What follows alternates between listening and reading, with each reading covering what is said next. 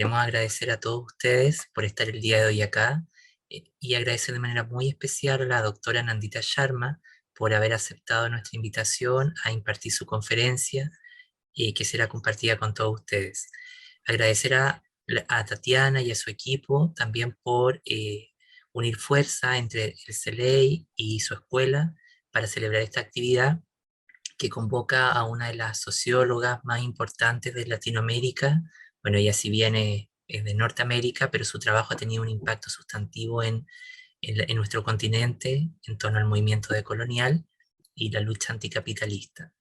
Esperamos que esta conferencia les permita adquirir nuevas herramientas, elementos de análisis, y hacia el final de la conferencia vamos a dar paso a una ronda de preguntas donde ustedes puedan formular sus preguntas y aprovechar a esta autora que nos acompaña el día de hoy y que nos va a enriquecer con su análisis en torno al escenario, al orden mundial postcolonial y la soberanía nacional y la cooptación del anticolonialismo.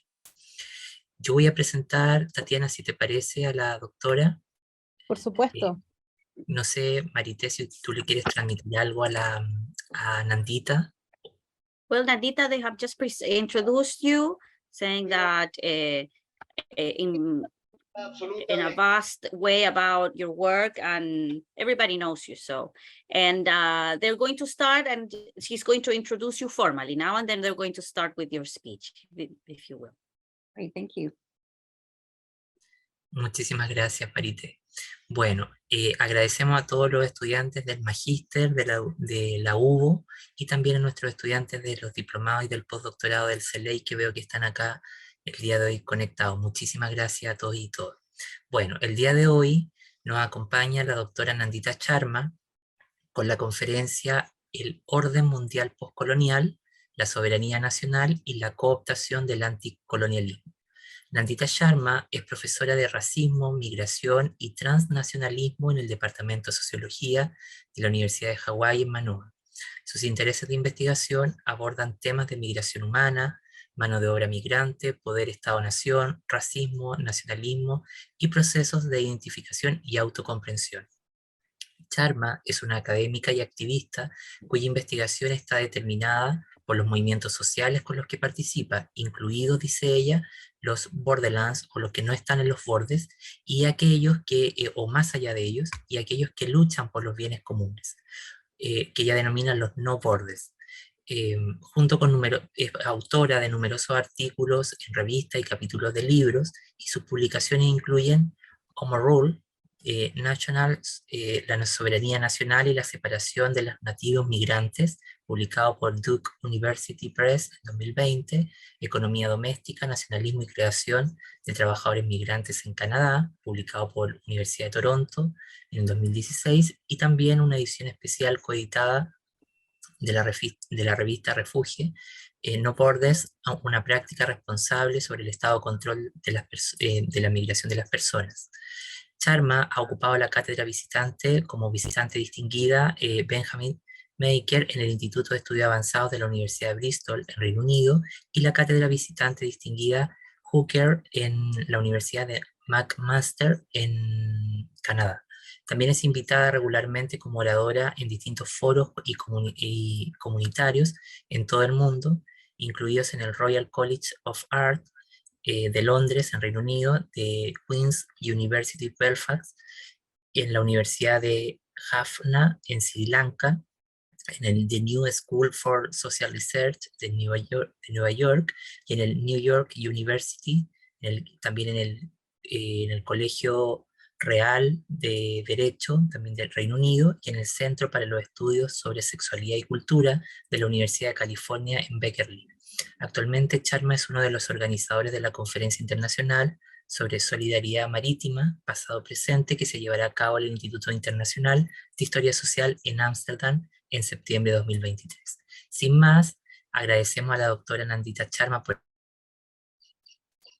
disfrutemos de esta conferencia. Profesora, muy bienvenida.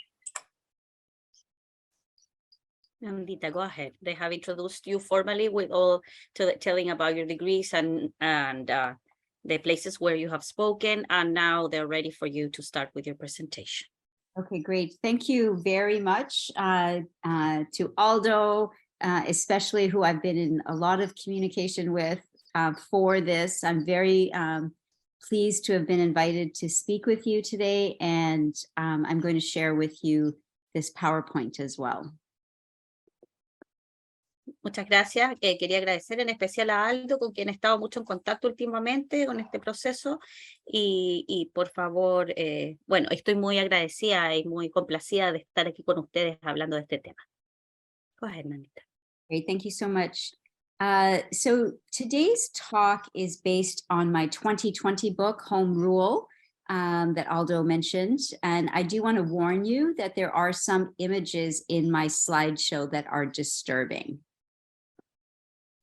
Mi presentación de hoy va a tratar, se va a basar en el libro, mi libro publicado del 2020, Home Rule, en el cual quisiera advertirles sí que hay algunas imágenes un poco perturbadoras. So que tengan discreción. I'm sorry, go ahead. No, thank you. We live in a world whose political organization in no way corresponds with the way that we actually live our lives. This is true ecologically.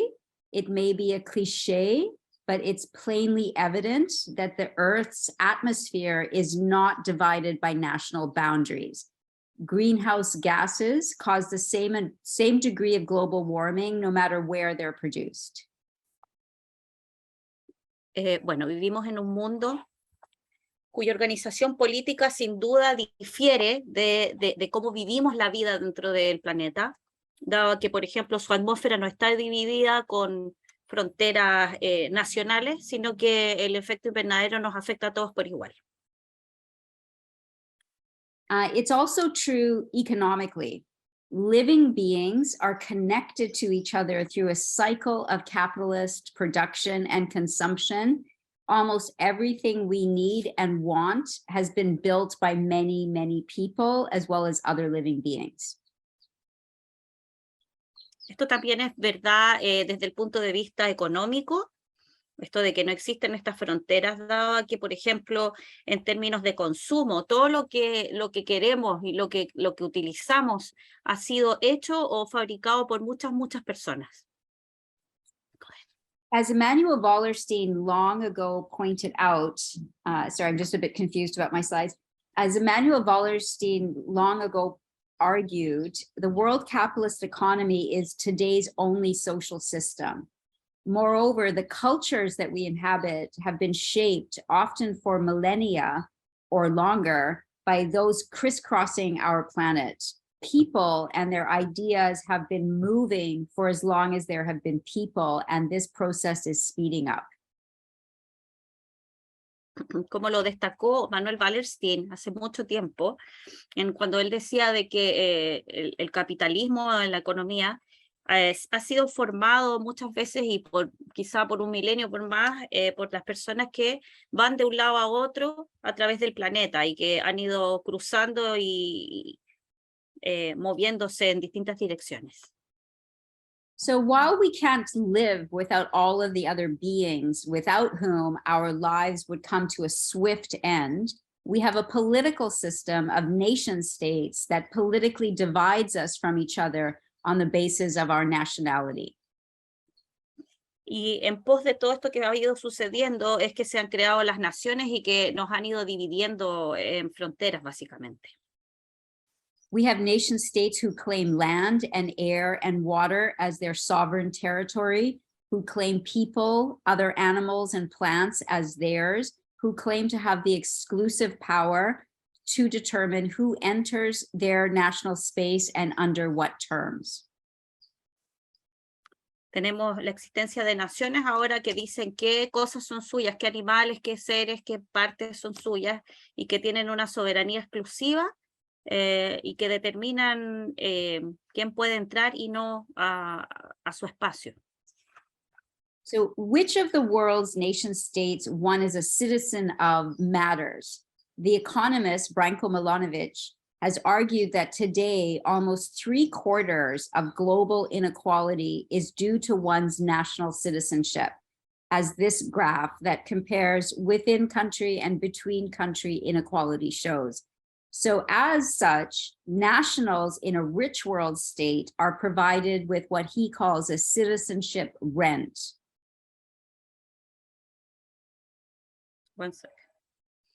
Como lo mencionó Branko Milanovic, is the last name, Nandita? Yeah, Milanovic. Branko Milanovic mencionó que 3/4 de la inigualdad que existe en el mundo tiene relación con la ciudadanía y con el lugar en donde uno vive y entre países. Él lo llamaba de cierta manera que la ciudadanía de los ricos era como que pagaban una renta de ciudadanía, era la expresión que utilizaba. Now, national citizenship matters because nation states across this international system limit its attainment. Benedict Anderson pointed out that the national organization of society is one in which the imagined community of the nation is always imagined as a limited community. Can you repeat the last idea, Nandita? Yeah, Benedict What Anderson. Benedict Anderson said. Yeah, he said that that the imagination of the nation is that the nation is always limited to who can belong. There's always limits placed to who can belong to a nation. I understand. La nacionalidad y de la ciudadanía sí importa, como lo destacó Benedict Anderson.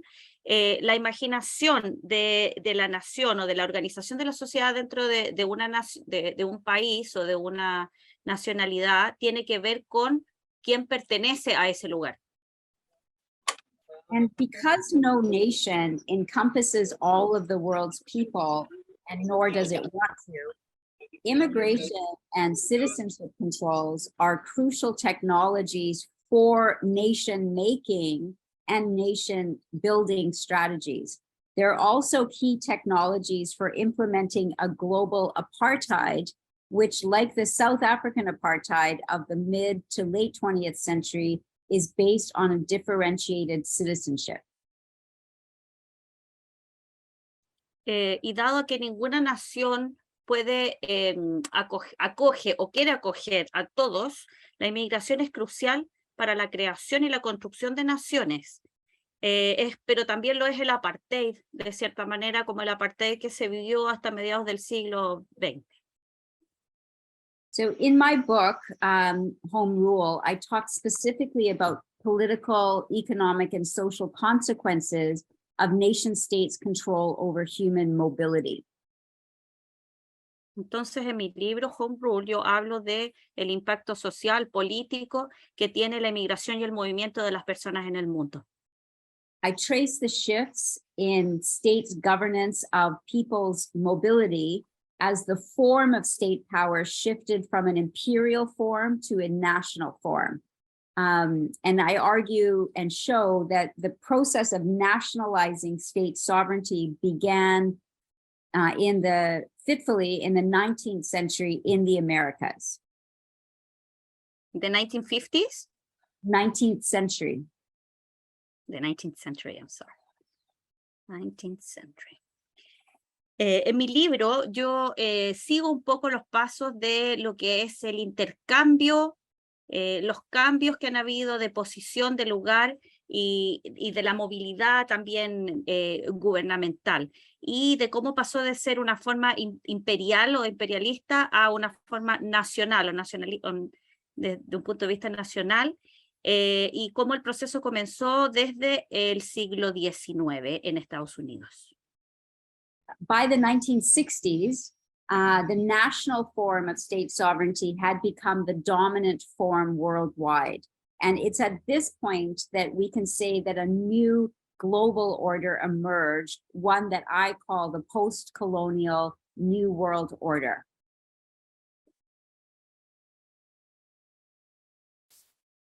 En los alturas de los 1900, de los 60 más o menos, ya se había instalado una forma predominante de soberanía a lo largo del mundo, y esto es lo que yo llamo el nuevo orden del mundo postcolonial.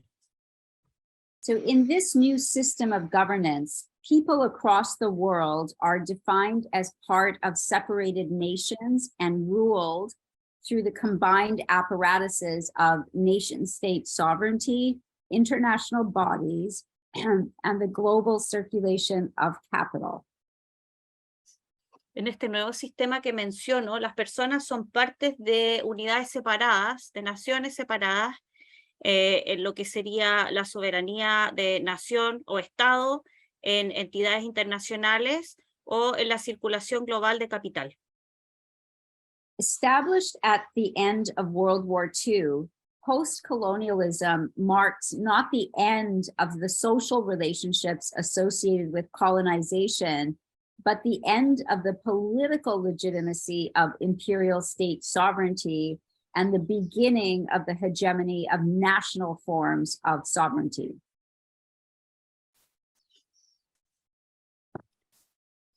Lo que se estableció esto a finales de la Segunda Guerra Mundial, más o menos, no significó un final del colonialismo, sino más bien, could you repeat the last idea, Nandita? Is that it's not the end of colonization, but the end of the political legitimacy of imperial states and the beginning of the hegemony of the legitimacy of nation states.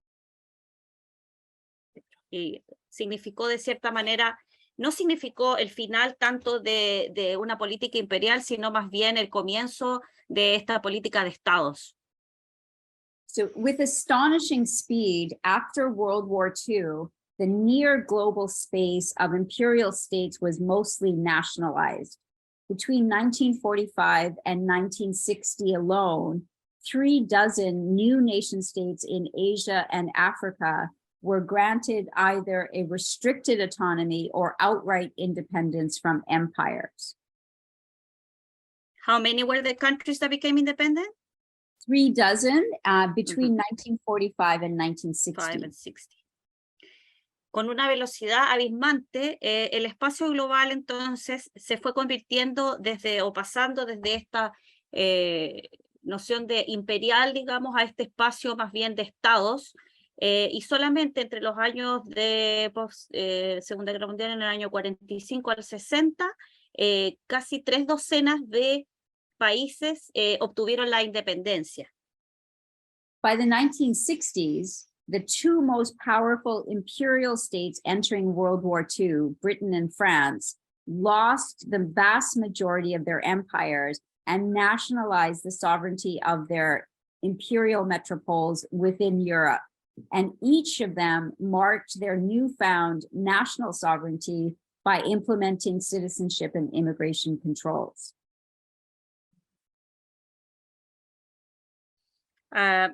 En los años 60, más o menos, dos de las más poderosas fuerzas imperiales, que eran Inglaterra y Francia, perdieron una amplia mayoría de sus territorios coloniales, y cada uno de ellos marcó un periodo en el que se estableció la ciudadanía y se empezó a controlar la inmigración. For those colonized people who didn't get their national sovereignty, the demand for it continues to define their struggles. For many people who identify as Hawaiians or as Mohawks or Armenians or Kurds, Palestinians or Kashmiris, their struggles are often framed as struggles for national liberation. Para todas aquellas personas coloniales que no obtuvieron una soberanía como tal, han seguido en una lucha.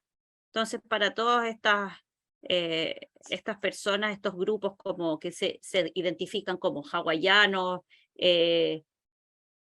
estaba tratando de recordar una de las palabras, palestinos, kurdos, entre otros, porque mencionó a varios, siguen en una lucha por encontrar esta soberanía.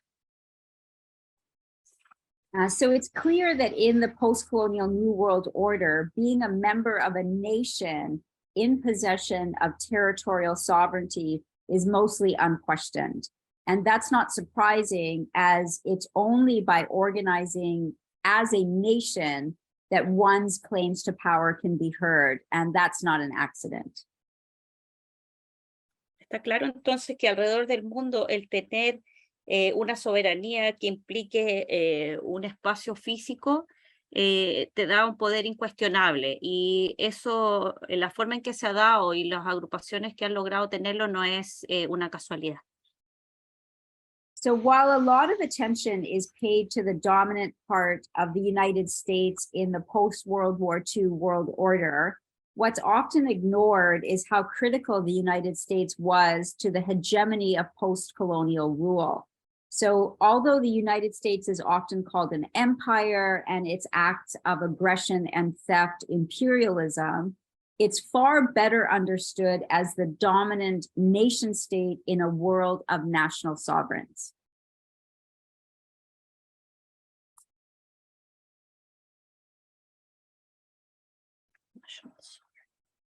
Okay. Si bien se presta mucha atención a Estados Unidos y en el periodo posterior a la Segunda Guerra Mundial, la hegemonía del postcolonialismo o el gobierno del postcolonialismo se basa también en que esta área que se supone se le llama a Estados Unidos que es un imperio, y que la agresión que ejerce se le llama imperialismo, lo veo más bien desde un punto de vista como un estado dominante en un mundo de soberanía nacional. So having nationalized its own state sovereignty starting in 1875 with the passing of its first immigration controls, the United States played a pivotal role in ending empires and establishing the global rule of nation states. Shortly before the end of World War II, it was the United States that insisted that the doctrine of national self-determination become the basis of a restructured global capitalist economy. Nandita, please repeat the last idea of the United States restructuring. Yeah, so it was the United States after World War II that insisted that the doctrine of national self-determination became the basis for a restructured global capitalist economy.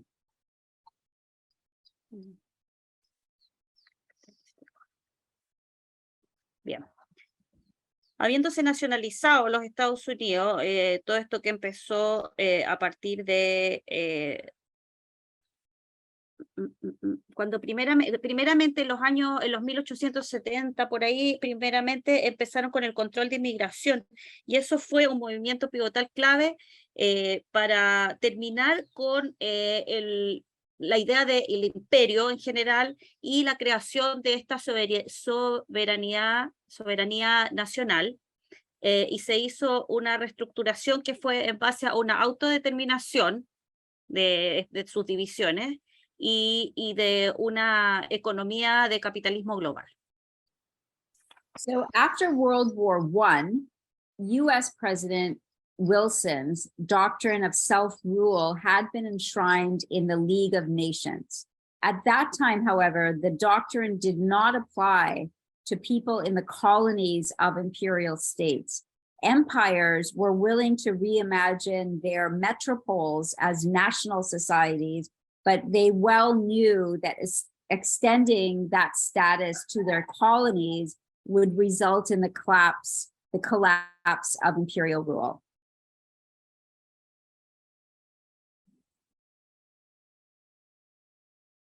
Posterior a la Primera Guerra Mundial, Wilson y otros, a través de la entidad llamada la Liga de las Naciones, en este periodo tuvieron la libertad en los imperios previos de imaginar sus metrópolis cómo serían, pero tenían la claridad de que si querían instaurar este sistema en sus colonias, eso significaría el colapso del imperialismo.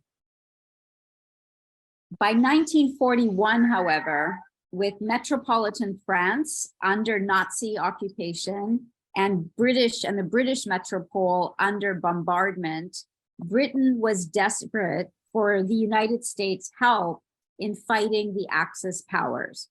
The United States seized the opportunity to demand a reorganization of the still largely imperial world to its advantage. En el año 1941, las metrópolis de Francia y de Gran Bretaña estaban desesperadas por cómo Estados Unidos estaba, el tipo de lucha que se estaba llevando a cabo, y este mismo Estados Unidos, a través de la ventaja que llevaba, exigió un cambio de la figura del imperialismo a algo que económicamente les era más ventajoso. So that year, US President Roosevelt succeeded in having British Prime Minister Winston Churchill accept the extension of the doctrine of self-rule to the natives in its colonies. And that agreement was sealed in the 1941 Atlantic Charter.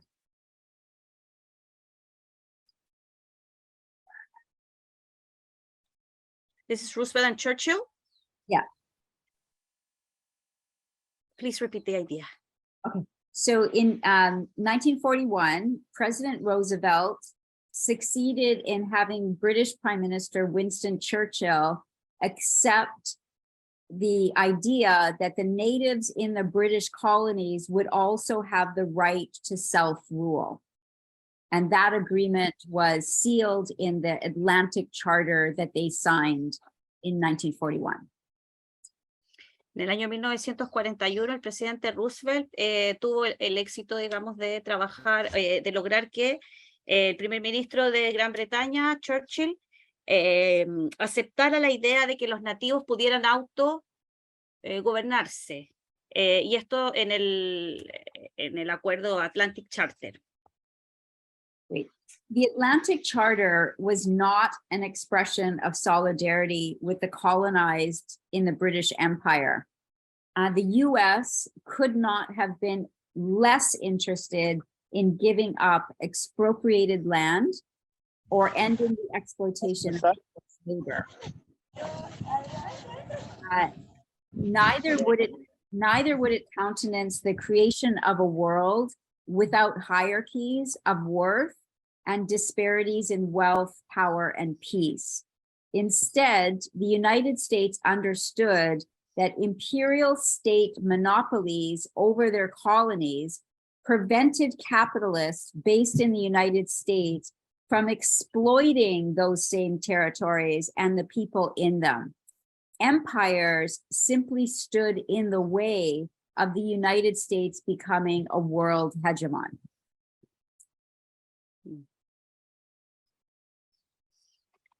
Todo esto, este acuerdo que se firmó en el Atlantic Charter, no eran para nada una expresión de solidaridad como podría parecer, ya que los Estados Unidos no tenían ningún interés en permitir que se utilizara o que se explotara tierra expropiada por los nativos.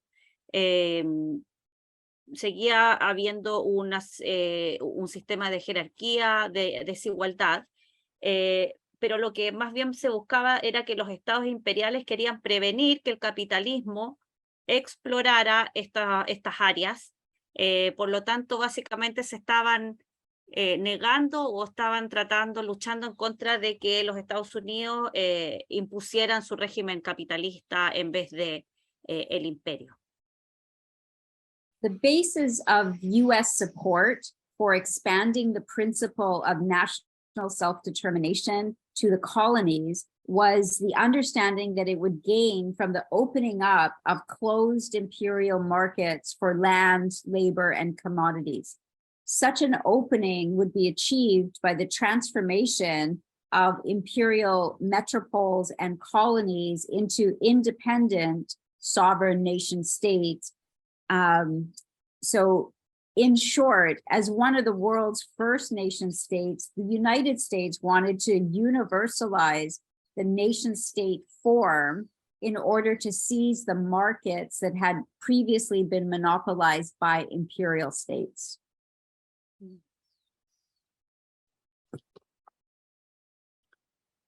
La base del apoyo que daban los Estados Unidos para la expansión de la autodeterminación de los pueblos era más bien relacionado con el trabajo, la fuerza laboral y los commodities que pudieran obtener.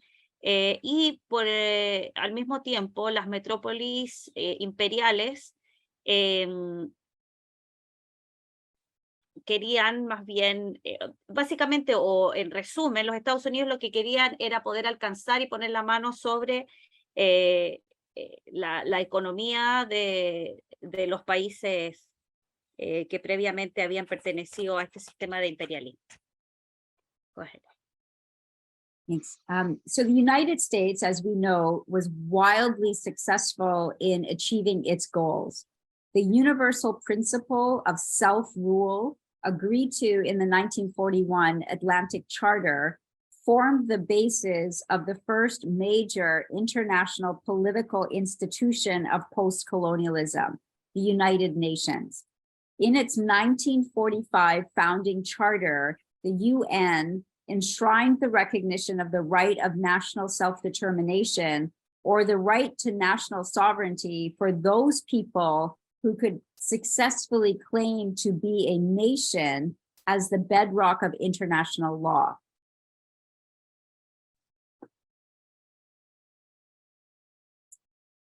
I don't want to miss anything. Ya. Como todos sabemos, los Estados Unidos fueron ampliamente exitosos en alcanzar este gol económico que tenían, y en 1941, con el Atlantic Charter, se creó la primera entidad política internacional regidora, que es las Naciones Unidas, los cuales abordaban, o más bien abarcaban, cuidaban más bien el derecho de la autodeterminación y de la soberanía nacional. Y que así se convirtieron, la nación como tal se convirtió en la piedra angular de la ley internacional. Yet in no place on earth were all of the people living in any given place considered to be part of the nation that could claim sovereignty over territory and people.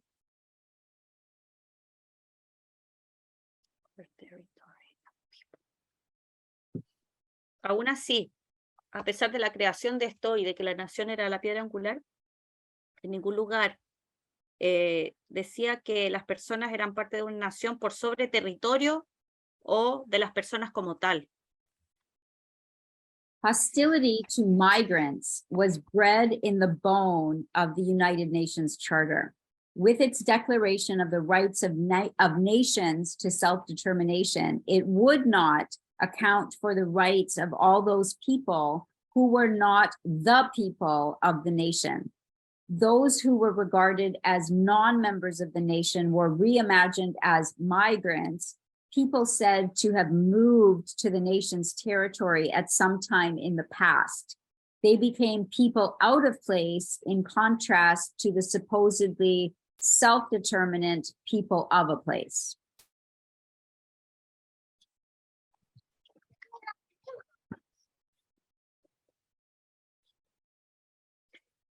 La hostilidad hacia los emigrantes se instaló y la Declaración de las Naciones Unidas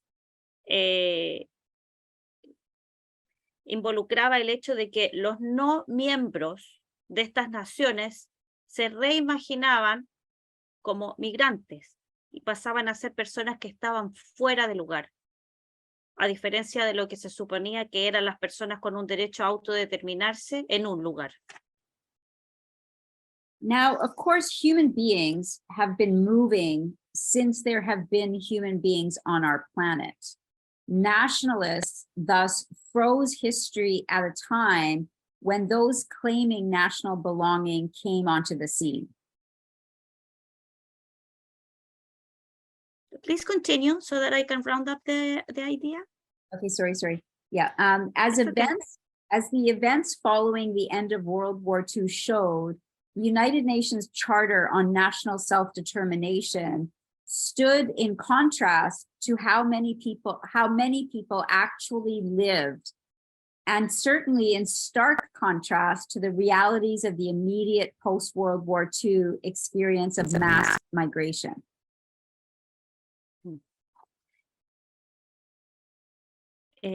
Por supuesto, como empezó a decir en la diapositiva anterior, el ser humano se ha estado moviendo desde siempre en el mundo. Y esta idea de nacionalismo se congeló cuando los eventos que siguieron la Segunda Guerra Mundial hicieron un contraste entre esta autodeterminación y el cómo las personas realmente vivían. O sea, la idea de la autodeterminación con cómo la gente realmente vivía en ese momento de la historia. So efforts to sort people out into their proper national places spurred enormous movements of people, including the 1947 partition of British India into Pakistan and India, as well as the 1948 expulsion of Palestinians from the new nation state of Israel. This beggars the question, who is national sovereignty good for?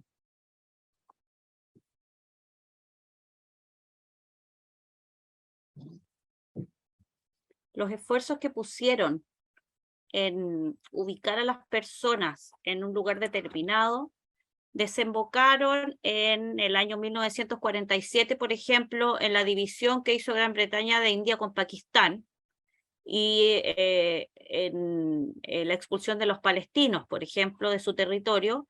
Entonces, eso hace surgir la pregunta de ¿a quién le sirve o para quién es buena la soberanía nacional en realidad? So in contrast to the rhetoric of national liberation or the rhetoric of the United Nations, this world of nation states did not represent a challenge to the social relations of colonialism. Instead, post-colonialism worked to contain the revolutionary and liberatory demands of people to abolish the practices of expropriation and exploitation most closely associated with imperialism.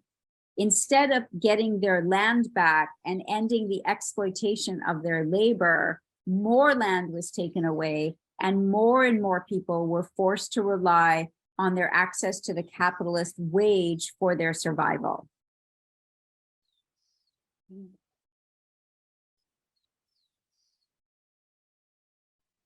En contraste con la idea o el concepto de la liberación nacional, todo este movimiento no representó el desafío del postcolonialismo como se esperaba, y todo lo que consistía en la expropiación y las tácticas abusivas básicamente de quitarle a las personas.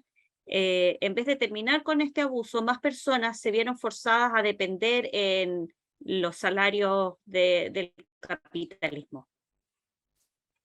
And indeed, the new international system provided the institutional structures and the legitimized force of coercive state action for capitalist social relations to expand, which they did to a scale and a scope previously unimaginable. The expansion of capitalism occurred through, not against, the nationalization of states, their sovereignty, territory, and the nationalization of our subjectivity. Claiming to have liberated people, post-colonialism liberated capital instead.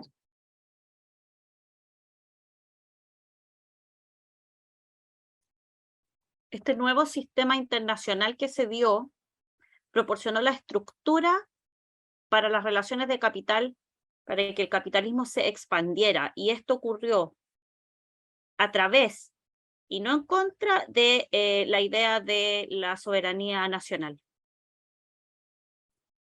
So the post-colonial New World Order is not only a particular historical period, the one in the post-World War II era, or the body of scholarship, post-colonial scholarship trying to understand it. Post-colonialism is the governmentality of the international system of nation states and the equally international system of capitalism, one that is poignantly captured by the proverb, when the axe came into the woods, many of the trees said, at least the handle is one of us. este orden postcolonialista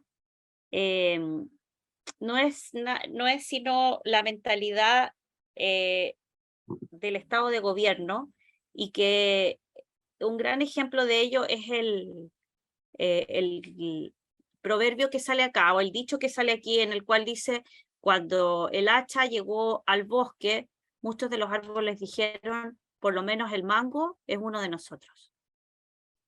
So even though this world of nation state does not work for most of the world's people, people are far more likely today to talk about imperialism or neocolonialism than they are to take a cold, hard look at the work of nationalism and the work of nation states.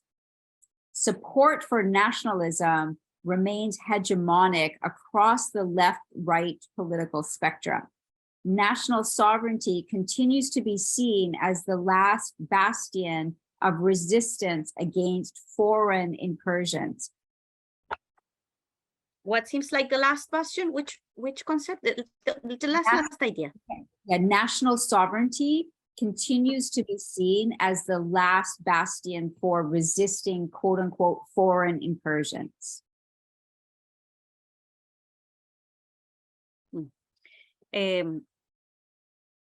Aunque los estados de naciones no funcionan para la mayoría de las personas, o su sistema no es apto para la mayoría de las personas, existe el sistema de los estados de naciones económicos se ha asentado de manera hegemónica tanto en gobiernos de derecha como de izquierda. Entonces la soberanía nacional se ve como el último recurso para resistir a este sistema. So as new nations and new nation states form and older ones dissolve, new national liberation movements arise to remake the borders of nationalized territory and set their own limits for who belongs in the nation. And national citizenship and immigration controls are together the key technologies for the material and the cultural realization of post-colonial ruling relationships. No, I'm sorry, I need you to repeat the idea. It's very thick. Yes, so the national citizenship and immigration controls are the key technologies for realizing post-colonial relationships materially and culturally.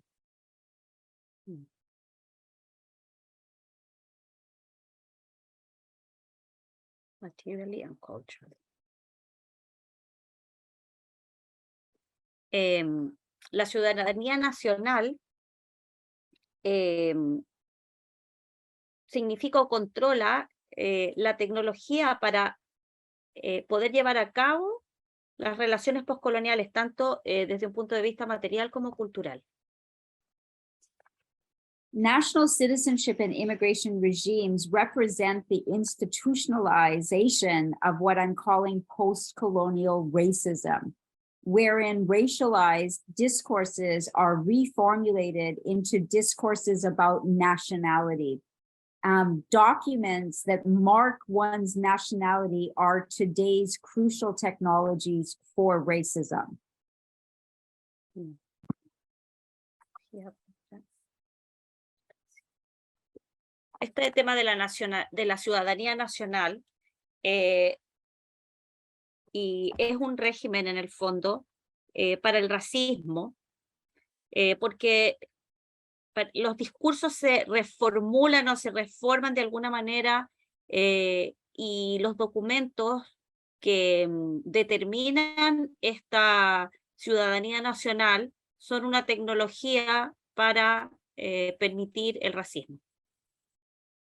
So using nationality as a way to bring racism into people's lives is a result of the success of post-World War II efforts to delegitimize the sort of racist ideologies that allowed people to support fascist politics. From the 1950s onward, racism became increasingly unacceptable in mainstream politics. Academics wrote landmark reports, including for UNESCO, that showed that race was merely a calculated invention and in no way reflected actual differences amongst human beings.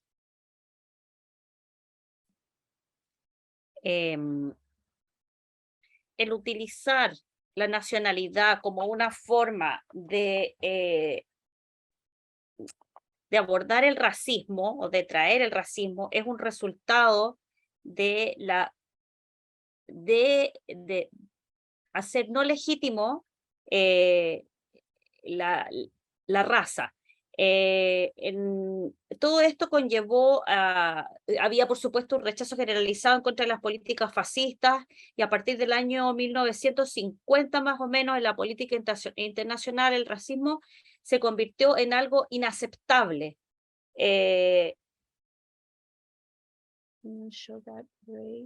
Y en lo cual se hablaba de que la raza al final era un constructo, era algo que no tenía base.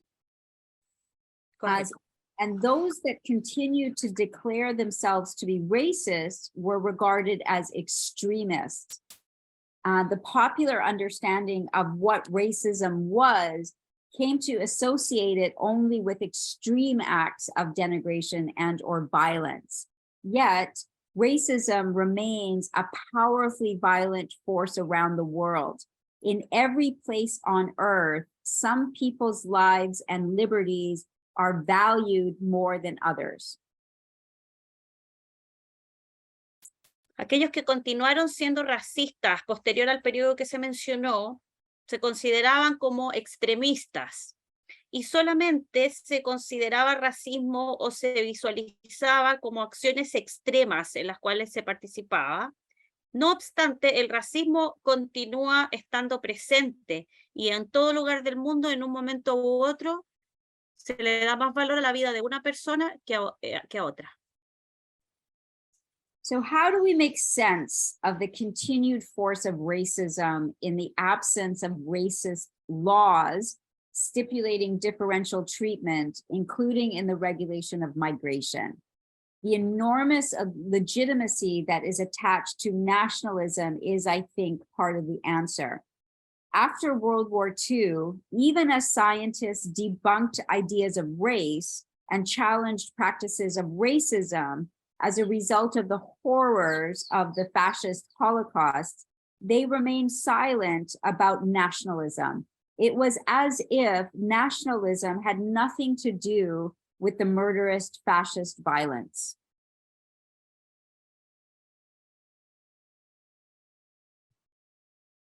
Un cuestionamiento es cómo hacer sentido de el racismo existente en la ausencia de una ley en relación a la migración.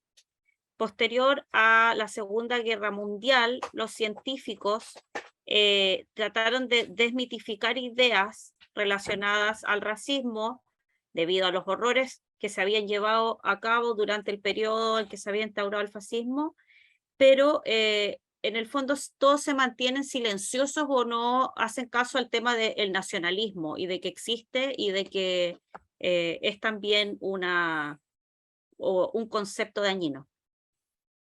Mahmoud Mamdani, in his 2021 book, Neither Native Nor Settler, shows how the Allies' insistence on treating Nazism as simply the criminal acts of individual perpetrators who could be tried, judged, and sometimes executed by the victors at Nuremberg, left unquestioned the philosophical and structural basis for the idea of the nation.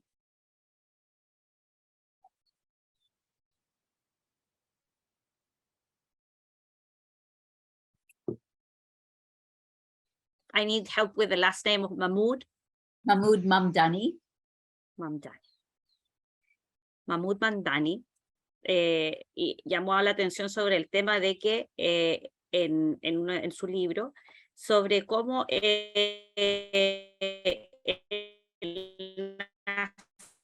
nazismo se conseguían ser juzgadas, aquellos que podían eventualmente ser ejecutados, por ejemplo, pero quedaron sin cuestionamiento las ideas filosóficas o el trasfondo, la base, el fundamento del tema del nacionalismo.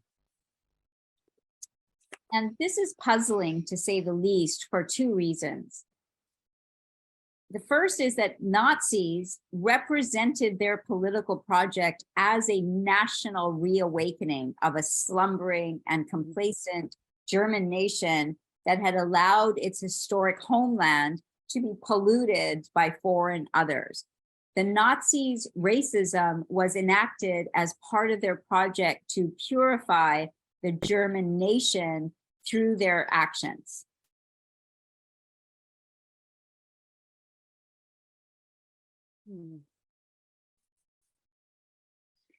Algo que es confuso, por decirlo mínimo, es cómo los nazis representaron sus ideas políticas a través de un despertar de la nación germana, la cual se supone que había estado en un estado de complacencia o de adormecimiento, y las acciones que llevaron a cabo apuntaban a purificar la nación a través de las acciones.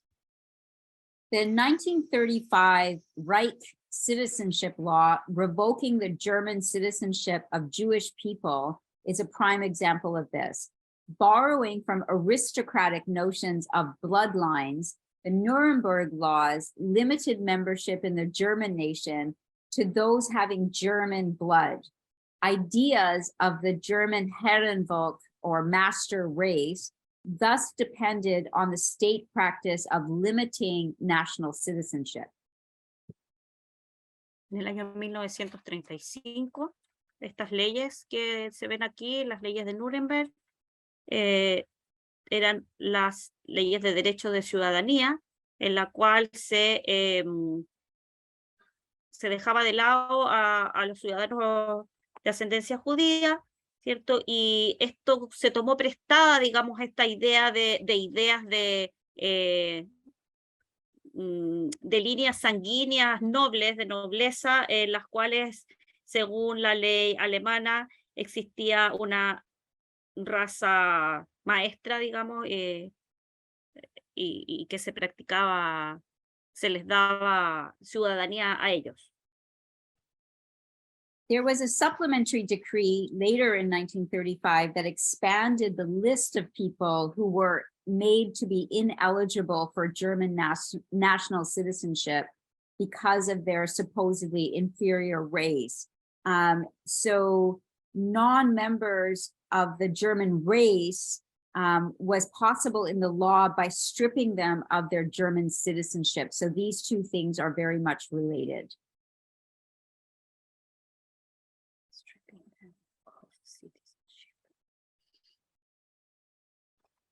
Se estableció una especie de complemento, suplemento a esta ley en 1936, en el cual se determinaba que ciudadanos eran no elegibles a la ciudadanía germana por su supuesta inferioridad racial, en la cual los no miembros se les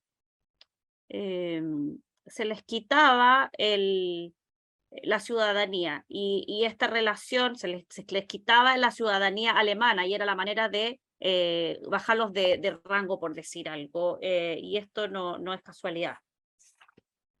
These practices served to define all those who had been stripped of their German citizenship and therefore were not German as deportable.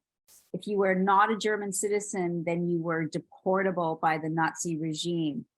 The Nazis planned to expel or deport those who they had made to be foreigners and enemies of the people failed in no small part because of the immigration policies of states around the world who also regarded the victims of fascism as undesirable people in their own quote unquote nations.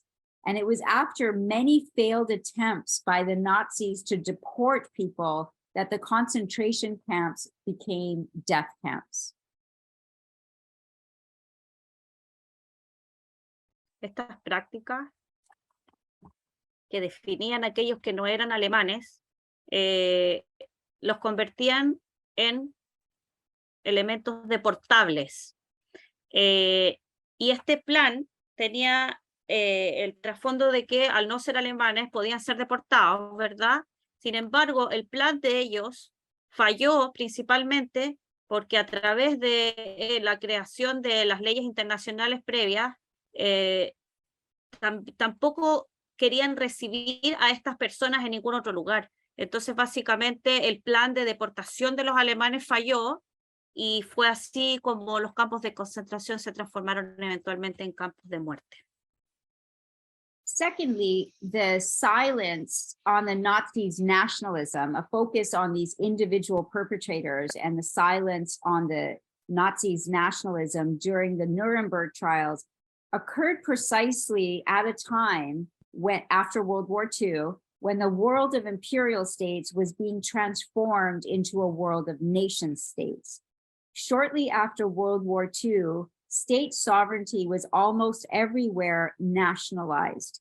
Each new nation state enacted immigration controls in an effort to shape national membership. Practices of exclusion grounded in nationalism were regarded not only as legitimate, but as required in politics.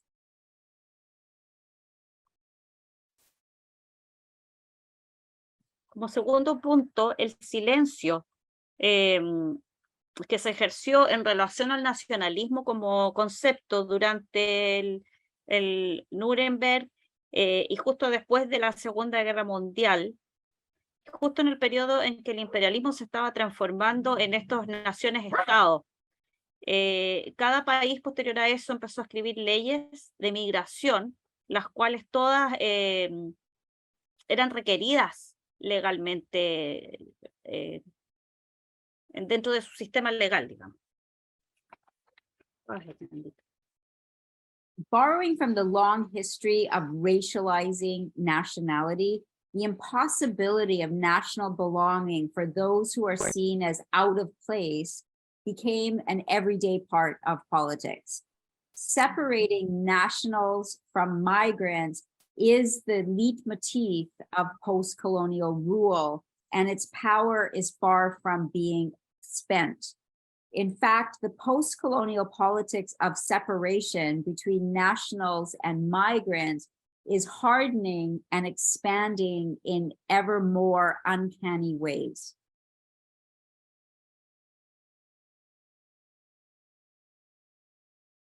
El tomar prestado el tema del nacionalizar, se empezó a crear una idea de aquellos que pertenecían y aquellos que no pertenecían. Esto se hizo existente, se hizo, claro, vino a existir, digamos, este concepto que antes no estaba, y la separación se hizo la base de este nuevo mundo del postcolonialismo, el cual la idea que se ha ido expandiendo más y más en formas que parecen increíbles. And across the world system of nation states, a further contraction of the already limited criteria for who gets to belong in the nation and who doesn't is taking place around the figure of the national native.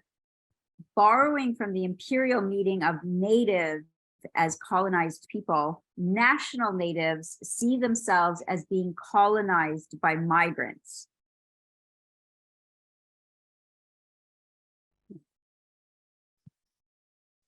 A través de este sistema de Estado-naciones, aparte ya de lo limitado que es pertenecer, supuestamente, ha surgido la idea de los nativos nuevamente, y un poco de cómo los nativos nacionales se ven a sí mismos como que han sido conquistados por los emigrantes. This has led to an enormous expansion of the meaning of colonizer to encompass all those who are regarded as migrants. And in turn, migrants' own experience of colonization is seen as unimportant. In this regard, the politics of autochthony are critical to the normalization of post-colonial racisms. Can you repeat the concept that is in the second idea? Autochthony. Autochthony. Autochthony. Should I put it in the chat? Autochthony. Yes, please. Okay, thank you. Autochthony. Ok. Esto ha llevado esta idea de que los nativos se ven a sí mismos como que están siendo conquistados, digamos, por los emigrantes, ha llevado a una expansión de la idea de el colonizador a todo lo que es el migrante. Y ahí aparece esta idea de autóctone, que no sé si se puede decir, Tatiana, sí sé que es de autóctono, pero no sé si tiene un sustantivo. No tiene... ¿Autoctonía? Sí. Yeah. I was discussing if that could be used as a noun in Spanish. The same. Surge esta idea entonces de quién es autóctono, ¿cierto? De quién es nativo de un lugar determinado. Okay, go ahead. So what is autochthony? Derived from the Greek autos and kton, earth, so self and earth, and autochthon is one who has literally sprung from the earth. The term refers to, quote, an original or indigenous inhabitant of a place. The term indigenous is also from classical Greece. To be indigenous at that time was to be born inside, with the class connotation of being born inside the house, which made you a master of the place. Like autochthon, indigenous denotes someone or something born or produced naturally in the land, someone who is quote unquote native or belonging naturally to the soil, to the region, etc. Y aquí se desglosa el término de ser autóctono, en el cual viene del griego antiguo, autos, como pueden ver acá, como lo está dividiendo, que es de sí mismo, y kton, que viene siendo de la tierra. Por lo tanto, es alguien originario o un habitante indígena de un lugar. Este término de indígena también viene del griego, queriendo decir nacido dentro. En ese momento histórico, era dentro de la casa. Por lo tanto, eso te hacía a ti un dueño o un amo de la casa como tal. Y lo de autóctono, digamos, como nativo o que pertenece al mismo lugar, y tiene la idea en general de haber nacido espontáneamente, surgir del suelo de cierta manera, como de pertenecer a esa tierra, a ese lugar. Now, the politics of autochthony are always relational. The counterpart to autochtons or indigenous people are people regarded as allochtons, predicated on the Greek allo, referring to that which is other or different, and the Indo-European allo, referring to someone or something else. Allochtons first became part of our lexicon in the mid-19th century, arising from the discipline of geology, which used it to refer to things like rocks that were found somewhere other than where they originated. And it was later that the term allochtons came to be applied to people. Surge también este concepto que viene aquí, que ven acá, alócton, que alo, la raíz, esa parte viene de otro o diferente o de otro lugar, que se originó o se formó en un lugar que no es donde se encontró. Y justamente esto tiene que ver, alo, bueno, viene del indoeuropeo, y a mediados del siglo XIX se habló en geología de este término, ahí surgió para referirse a piedras que se encontraban en un lugar que no era en donde se habían originado, o sea que estaban como fuera de su lugar. So autochthonous politics present the world as if each nation has its own place in the world. The idea of a world composed of distinct and seemingly equivalent nationalities is what allows nation states to effect racist exclusions without naming race. Nationalism carries on the work of racism, both of which assume a natural division of the world's population into discrete categories. Las políticas autóctonas hablan de cómo cada persona debería tener su lugar en el mundo, que debería tener su lugar en donde pertenece en el mundo. Y el concepto de nación-estado logra excluir sin tener que mencionar el concepto de raza. Political membership in nations predicated on autochthony manifest racialized ideas of essentialist origins in territorialized form. This is what is post-colonial racism. El racismo postcolonial, aquí literalmente dice ideas racializadas de orígenes esencialistas de una forma territorializada. Esto es lo que significa la definición del racismo postcolonial. By restricting the making of claims to sovereignty, to territory, to rights, to the national natives, discourses of autochthony produce borders even more fortified and difficult to cross than those erected between citizens and migrants. While it's conceivable that one could become a national citizen of a different place, it's nearly impossible to become native. Estas las restricciones que se crearon son más fuertes aún que las fronteras, están más fortificadas que las fronteras que existen entre los ciudadanos y los migrantes. Porque si bien alguien podría llegar a ser un ciudadano, es imposible llegar a ser nativo. Placing people into separated categories of national, native, and migrant is no trifling matter. The legal and or social separation of national natives and migrants animates deadly conflicts around the world. A particularly stark example of this took place in the National Liberation State of Myanmar, formerly Burma, where the separation of national natives and migrants formed the basis of what many call the world's most recent genocide, this time against Rohingya people.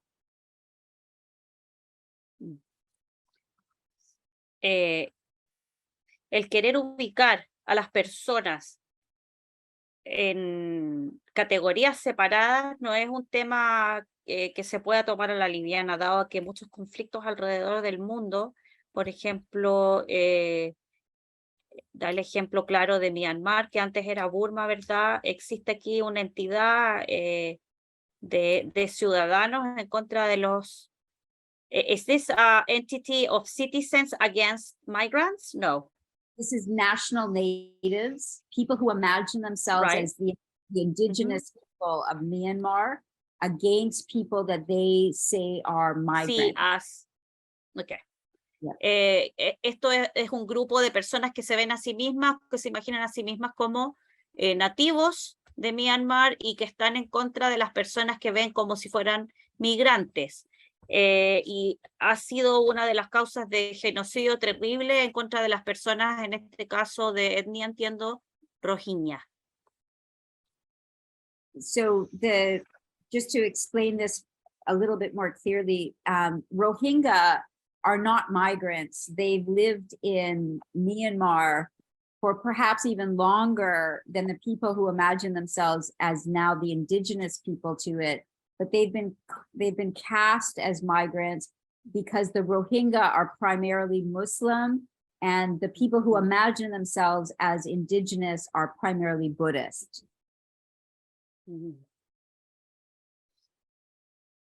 Aquí para explicar un poquito más sobre este conflicto en particular, las personas de etnia rohingya no son migrantes, probablemente han vivido ahí desde antes que estas personas que se ven a sí mismos como nativos. No obstante, se les ha categorizado como migrantes debido a que tienen una religión musulmana y que estas otras personas que se ven acá son de religión budista.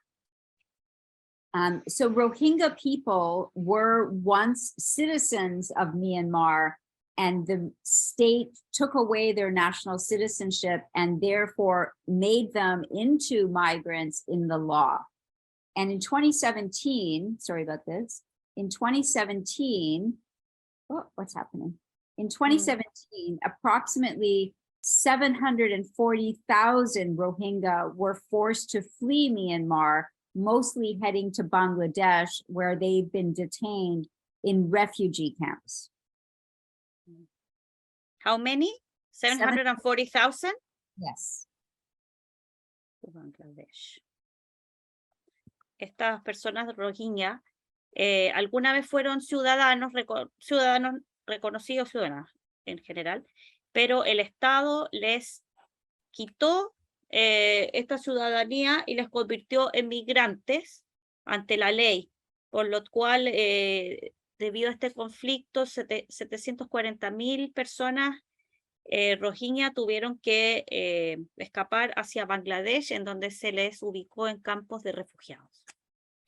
There's many other stark examples of what have been termed the national liberation states of this conflict between national native and migrants. For example, the deadly conflict between supposed natives and supposed migrants in Darfur, in Rwanda, in Yugoslavia during the wars there in the 1990s, the military coups against Asian parliamentary leaders by supposedly indigenous chiefs in Fiji from the 1980s to the 2000s, and the expulsion of quote unquote Asians from Uganda in the throe of Idi Amin's African indigenization project of 1972. Now, do you want me to go back on the slide so that you can follow this? Okay. No, Nandita. Okay. Hay muchos otros ejemplos de lo que es estos estados de liberación nacional. Algunos de ellos son las peleas, no peleas, pero luchas tremendas entre supuestos nativos, supuestos migrantes en áreas como Darfur, Rwanda, Yugoslavia en los 90, golpes de estado militares en áreas de Asia, por ejemplo en Fiji, entre el año los 80 y los 2000, también de asiáticos, entiendo que tuvieron que salir de Uganda en el periodo en que estaba Idi Amin, en el año 72, entre otros. We also have moral panics about migrant invasions in Europe, which have spurred violence and provided the political foundations for a growing authoritarianism. También existe el concepto de un pánico moral que se crea en relación a oleadas de migrantes y lo que ha permitido que se asiente el totalitarismo. And in the former British white settler colonies like the United States and Canada, Australia, New Zealand, the distinction between settlers and immigrants is also collapsing. In indigenous nationalist movements, every non-native is increasingly regarded as a settler colonist, including those who were excluded from the white settler colonial project, such as Black people, Latinx people, Asian people, all of whom are now being recast as colonizers of indigenous national natives. En lo que solía ser las colonias de asentamiento blancas, de raza blanca, empezó a existir una divergencia, una separación entre lo que era el settler, que es el que se asienta en un lugar, y los inmigrantes. E incluso todos aquellos que en un comienzo no eran considerados como tal, ahora se les considera como, como parte de los colonialistas, incluso personas de afrodescendientes, hispanos, latinos, asiáticos, todos ellos pasan a ser parte de esta nueva categoría de asentamiento colonial. In the process, the very act of moving is made into an act of colonization, further shoring up the autochthonous view of the world where I can't hear you well, Nandita. ¿Tú la escuchas bien, Tatiana? No, no muy bien. Something happened to your microphone, maybe, or Is this better? let me see. Please, please say something. Oh, yep. Can you hear me now? Yeah, but it's a little distant. Distant. I don't know what happened. Maybe my internet is not working as well. But I think it's enough. Let's give it a shot. Okay, thank you. Mhm. The very act of moving is made into an act of colonization. And that further shores up the autochthonous worldview that every people has their place in the world. And when people move, they are causing harm to others. I heard you fine. Okay, thank you. El movimiento activo a través en el mundo se ha convertido de cierta manera en una colonización activa y en una visión mundial de que cualquier persona que se mueve del lugar en donde debería estar hace daño al mundo.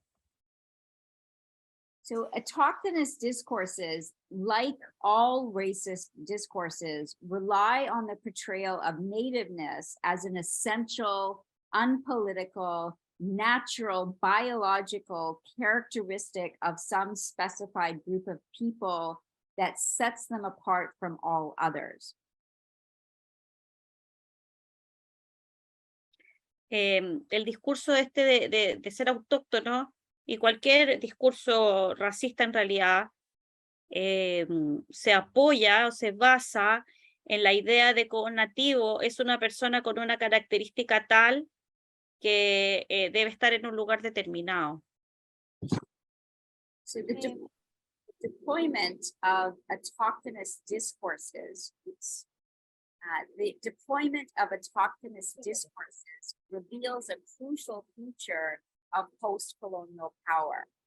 All nationalisms are fundamentally autochthonous and productive of a post-colonial racism that organizes a hierarchical separation between national natives or autochthones and migrants or allotons. El discurso autóctono también revela características cruciales del futuro del postcolonialismo, el cual es un racismo postcolonialista en el cual organiza y jerarquiza a las personas en estas identidades, como ocupó la palabra antes, ya sea autóctono o ajeno al lugar. Yet it's abundantly clear that the nation state, any nation state, is wholly incapable of delivering on the promises of national self-determination. This is not because nation states don't have enough sovereignty, as theorists of neocolonialism argue, but because the global arena in which capitalism operates and the relationship between ruling classes and those who rule the state. Es abundantemente claro para nosotros que los estados-naciones no van a ser capaces de cumplir con las promesas que hacen de autodeterminación a la gente, y no necesariamente porque no tengan suficiente soberanía, sino por la relación que se crea entre las partes.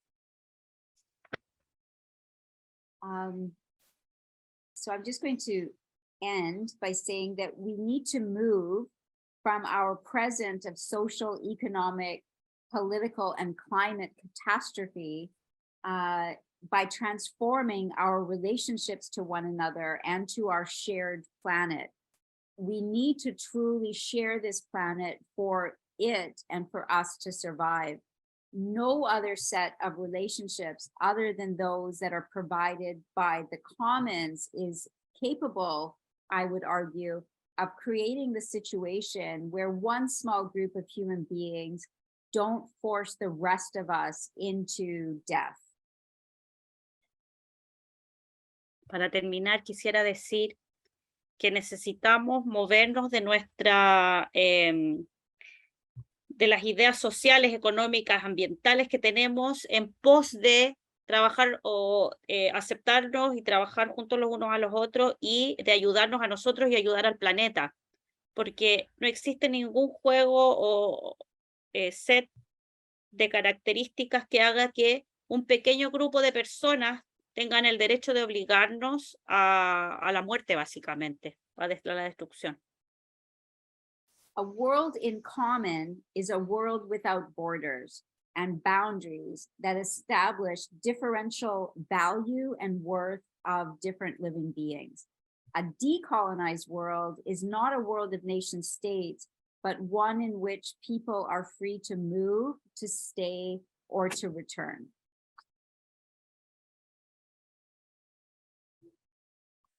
Un mundo en común es un mundo que no tiene fronteras, en donde todos aportan valores diferentes, y un mundo decolonizado va en contraste con estos estados-naciones, ya que las personas tienen el derecho de moverse, quedarse o volver. Así debería ser. That's it. And I really appreciate all of your efforts for translating. I know that that wasn't that wasn't easy. So I really appreciate it. Thank you.